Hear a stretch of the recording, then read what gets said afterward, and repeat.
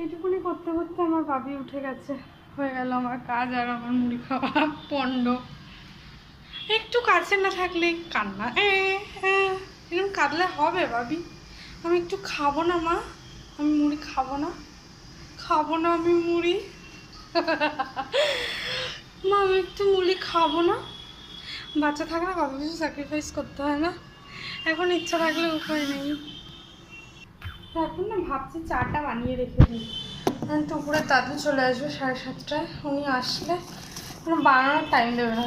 আমার এখন লোক বসে থাকে তো নিচে, তো বানিয়ে নিই, তো তারপরে রেখে দেবো, আসলে মাইক্রোওয়েভে গরম করে দিয়ে দেবো। ওর এসব ভালো লাগে, দাঁড়িয়ে রান্না দেখবো, মা কী করছে, কোলে বসে তরকারি কাটা, সবজি কাটা, সব কোলে বসে ভালো লাগে। ভাবি এরকম করলে হবে? বলো তো মা।